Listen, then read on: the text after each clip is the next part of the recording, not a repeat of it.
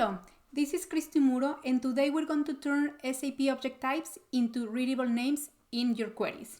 For example, in journal entry queries, SAP only gives us the object type number like 13, but we want to see a friendly document name such as AR invoice.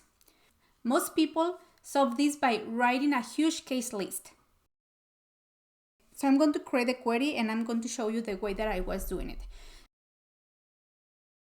So first, I'm going to select the journal entry table, and from this table, I want to see the transaction ID, the transaction type, the base reference number, and the memo. So I'm going to click on execute. So as you can see here, I have the 4 columns that I have selected. In the transaction type, I have only a number. So I have the 20, 15, 18, and so on. So for example, the 13, I know that it's an AR invoice, but this is not very friendly for the final users. So then I want to add another column to identify the object name. So for example, if I see a 13, I want to have a column that tells me it was an AR invoice. Or if it was a 20, I want to see that it was a good recipio. So the way that I was doing it before was by having a huge case sentence. So I'm going to copy here the sentence that I was using before.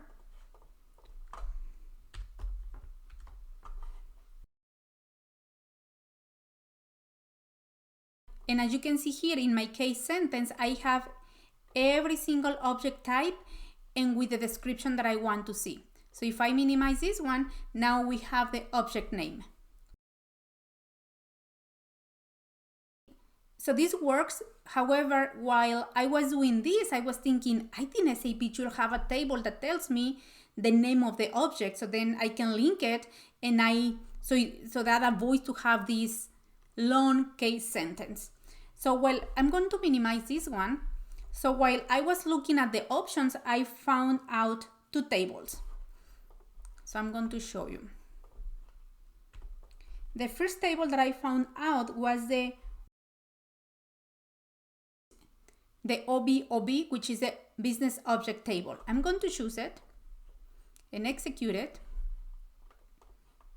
And as you can see here, SAP shows me all the objects IDs, which is the number that I have in the journal entries. However, here I don't see a friendly name. I see only the table name. For example, for the 13, I see OINV. For the 14, I see ORIN. I know that this OINV is the invoices and ORIN is a credit memo, but the end user doesn't know that. So I was thinking, this is not useful. So then I found out another table, and that's the OCFX. This is the cash flow object types. So I'm going to choose this one. And here I have the object types and the object name. This is the object name that I want to see in my query. So this is what I need. However, I found out that here I have only 20 objects versus in the business object table, I saw 40 objects. So then I open an Excel, copy the data to identify what are the missing objects in the OCFX table. And as you can see here in the left, I have the OCFX table, and in the right, I have the OBBO table. I have created an Excel formula to identify the objects that are missing in this table. And as you can see here, I have highlighted in red the objects that are missing.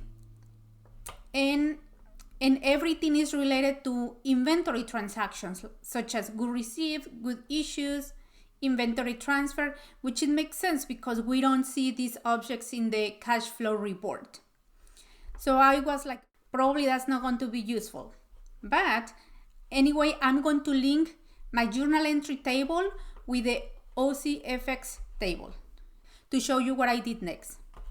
So basically, I'm going to close everything and I'm going to create again my query. So from the OGDT table, which is the journal entry tables, I want the transaction ID, the transaction type, the base reference, the remarks, and then I'm going to link it to the table OCFX.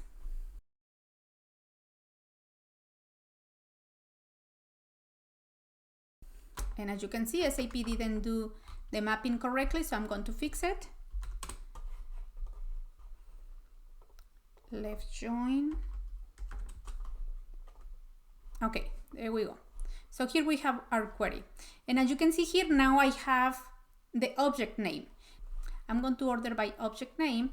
So as you can see here, we're missing some year-end closing, capitalizations, some deposits. So as you can see here, we don't have all these object types. But I think the remarks is useful. For example, here we have the good received from inventory, the inventory revaluation, you know, the inventory transactions. So then I was thinking, okay, so I think this is enough because it has most of the transactions types, but still I'm missing some.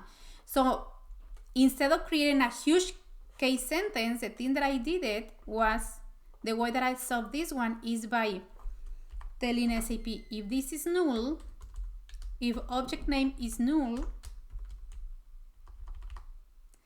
add the remarks.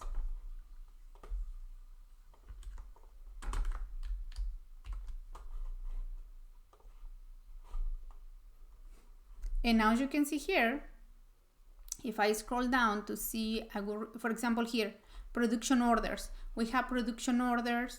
I know that in some cases I'm going to see like more information because here it includes the item code. But I think in some cases it's better to do it in this way because in the query that I'm going to create, I don't need to see the inventory transactions. So for me, it's useful. So as you saw it, my plan was to join the journal entry table to the OCFX table to get the friendly names where available. And for rows where the name is blank, I complete the information using the remarks. So in that way, I don't need a big case sentence. I think this method keeps the query clean, easy to maintain, and easy to understand for end users. As object name. So if you have another way to have the object name in your queries, let me know. That's it for today. Thank you for watching.